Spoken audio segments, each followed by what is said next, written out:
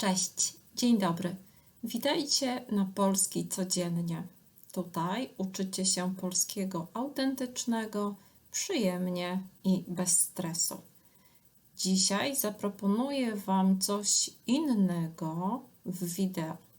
Dzisiaj będziemy razem czytać artykuł, który związany jest z aktualnościami, z wydarzeniami, które są bieżące, które dzieją się teraz. A czym żyjemy teraz? Pomyślmy. No cóż, za niecałe 2 tygodnie mamy święta Bożego Narodzenia. Wszyscy więc powoli zaczynamy żyć świętami, prawda? Artykuł, który dzisiaj będziemy czytać wspólnie, nasi patroni dostali wcześniej.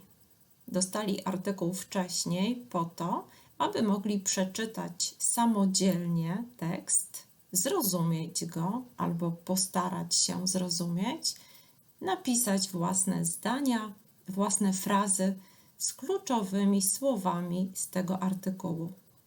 Przy okazji mowy o Patreonie bardzo dziękuję naszemu nowemu patronowi, którym jest Marta. Marta, dziękuję bardzo. Link do Patreona znajdziecie w opisie do tego wideo, a na Patreonie znajdziecie oczywiście transkrypcję wideo w języku polskim oraz quiz, w którym możecie poćwiczyć użycie słów kluczowych z tego artykułu. Ok, zaczynamy. Czytać będziemy artykuł, który ma tytuł Szał zakupów, czyli jak nie popaść w świąteczne szaleństwo. Artykuł dostępny jest w internecie na stronie fozik.pl. Link do artykułu oczywiście również znajdziecie w opisie do wideo. Żółtym kolorem zaznaczyłam słowa, które chciałabym Wam dzisiaj przedstawić. To są słowa takie, które są słowami kluczowymi z tego artykułu. Ok, zaczynamy od tytułu Szał zakupów, czyli jak nie popaść w świąteczne szaleństwo. Mamy 2 słowa związane z szałem, z szaleństwem, to właśnie szał i szaleństwo. Czym jest szał? Czym jest szaleństwo? Szał to jest taki stan psychiczny człowieka, który nie panuje nad sobą. Jest ogarnięty jakimś silnym uczuciem, na przykład wzburzeniem. Możemy powiedzieć, że ktoś wpadł w szał, ktoś bardzo się zdenerwował, bardzo się zirytował i wpadł w szał, nie panował nad sobą. Szaleństwo natomiast niewątpliwie jest to takie postępowanie, które wykracza również poza normy, poza zwyczaje. Słowo szaleństwo może nam się kojarzyć pozytywnie. Możemy powiedzieć na przykład o jeździe na nartach, że jest to białe szaleństwo. Mamy narty, dużo śniegu, góry, mamy białe szaleństwo. Możemy też powiedzieć szaleństwo nocy sylwestrowej. To też jest miła sytuacja, dużo zabawy, pewnego rodzaju sympatyczne szaleństwo. Popaść albo nie popaść. Jak nie popaść w świąteczne szaleństwo? Popadać to znaczy znaleźć się w jakimś położeniu, najczęściej trudnym albo skomplikowanym. Popaść można oczywiście w szaleństwo, popaść albo popadać, albo wpadać można w długi, w nauk, na przykład w alkoholizm. Czyli tytuł sugeruje, że mowa będzie o tym, co robić, aby w tym okresie szału zakupów, czyli w tej sytuacji, kiedy możemy nie kontrolować się, aby nie popaść w szaleństwo, nie dać się zwariować. Zakupy przedświąteczne mogą pochłonąć znaczną część naszego wolnego czasu, a wszystko za sprawą magii świąt, która może udzielić się każdemu. Zakupy świąteczne mogą pochłonąć, to znaczy mogą zabrać. Mogą zabrać naszą znaczną, czyli dużą część naszego wolnego czasu. Święta to wyjątkowy czas i z pewnością każdy chciałby, aby w domu nie zabrakło ważnych składników na świąteczne potrawy oraz upominków dla bliskich nam osób. Święta to jest ważny czas, wyjątkowy czas i na pewno, z pewnością chcemy, aby nie zabrakło, czyli aby były w domu ważne składniki na potrawy i upominki dla bliskich nam osób. Pamiętać należy jednak, aby trochę uodpornić się na interesujące reklamy, gratisy i promocje. Uodpornić się. Co znaczy to słowo uodpornić się? To znaczy stać się odpornym na działanie czegoś, stać się niewrażliwym na coś. Na przykład dzięki szczepionce uodparniamy się na działanie wirusa albo bakterii, prawda? Zdobywamy odporność. Tak więc musimy też zdobyć pewnego rodzaju odporność na reklamy, których w okresie świątecznym jest bardzo dużo. Wszystko zależy od nas, czy damy się ponieść zakupowemu szałowi. Czy damy się ponieść, czyli czy poddamy się temu zakupowemu szałowi. Najlepiej świąteczne zakupy rozpocząć z wyprzedzeniem i odpowiednio je zaplanować. Z wyprzedzeniem. Robimy coś z wyprzedzeniem, kiedy robimy coś przed terminem. Możemy sobie na przykład wyobrazić, że w styczniu zaczyna się sesja egzaminacyjna na uniwersytecie, a ja zdałam wszystkie egzaminy w grudniu. Była taka możliwość i zdałam egzaminy z wyprzedzeniem, czyli wcześniej. Pomocą służy z pewnością lista zakupowa, którą dobrze sporządzić, zanim wybierzemy się do sklepu. Uchroni nas ona przed zakupem niepotrzebnych nam do niczego rzeczy i pomoże zaoszczędzić czas, który poświęcilibyśmy na przypominaniu sobie, co jeszcze należałoby zakupić. Tak, taka lista na pewno też wymaga konsekwencji. Jeżeli czegoś nie ma na liście, no to po prostu tego nie będziemy kupować.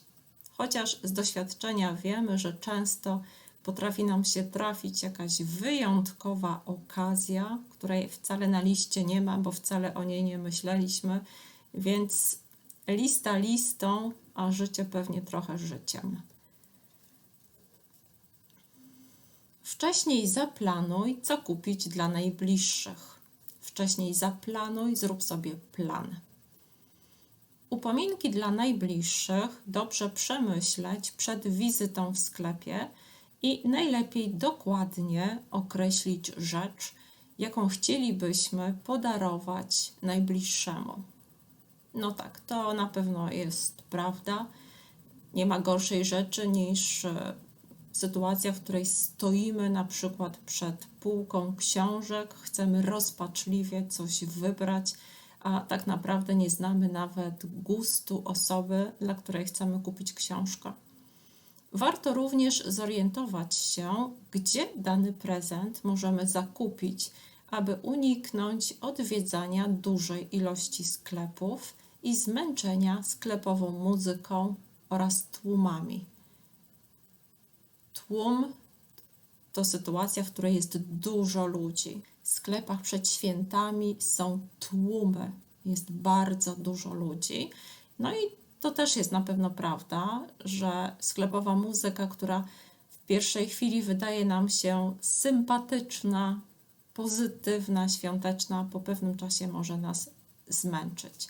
Kupując pod wpływem chwili, nie zapominajmy o zachowaniu paragonu, który pomoże nam w ewentualnym zwrocie towaru lub wymiany na nowy i nieuszkodzony towar oczywiście.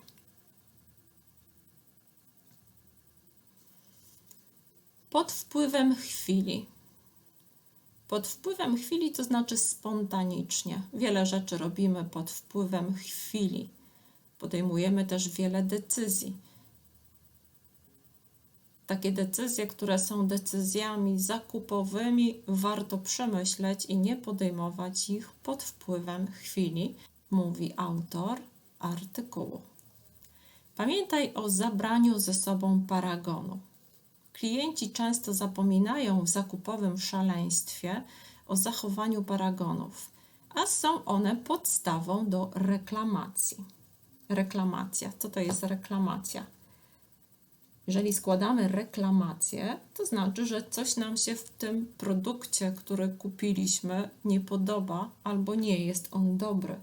Zwracamy się więc do producenta albo do dostawcy, czyli na przykład do sklepu, o naprawienie tego produktu albo zwrot pieniędzy, które zapłaciliśmy. Mówimy, że składamy reklamację albo reklamujemy coś. Robiąc zakupy spożywcze w dużej ilości, najlepiej przy kasie kontrolować ceny wybranych przez nas produktów, ponieważ może okazać się, że niektóre z nich były źle metkowane i zapłacimy za nie drożej. Każdy produkt ma cenę. Tę cenę widać najczęściej na półce z produktami. I czasami taki produkt może zostać źle oznakowany, czyli źle ometkowany. Ma metkę, czyli ma informację o cenie i okazuje się, że ta metka, która była na półce, wcale nie odpowiada tej informacji rzeczywistej. Przy kasie może okazać się, że na przykład, nie wiem, baton, który według tego, jak zrozumieliśmy, miał kosztować 2 zł, kosztuje na przykład 5 zł. Warto również przejrzeć paragon po zakupach, aby sprawdzić, czy ilość produktów i ceny się zgadzają, ponieważ w świątecznym zamęcie może dojść do pomyłek. No tak. W sklepach przy kasie, na pewno w okresie świątecznym, jest więcej klientów niż zazwyczaj. Panuje zamęt. Panuje świąteczny zamęt. Czym jest zamęt? Zamęt to jest pewnego rodzaju bałagan, chaos, zamieszanie. To jest sytuacja, która nie jest normalna i w takiej sytuacji może dojść do pomyłek. Taka pani kasjerka może 2 razy policzyć na przykład za jakąś rzecz i jeżeli przejrzymy paragon, no to możemy to znaleźć. Kupując w dużych galeriach handlowych, łatwo wczuć się w świąteczny nastrój. Pamiętajmy, że niezliczone ilości choinek, lampek, chodzące Mikołaje, aniołki i w tle świąteczne hity to sposób na zwabienie klientów i działanie na ich podświadomość, aby kupowali więcej. No tak, sklepy wabią nas, zachęcają nas do tego, żeby kupować jak najwięcej. Jest to oczywiste, jest to dla nich biznes. Sklepy chcą, żebyśmy kupowali jak najwięcej.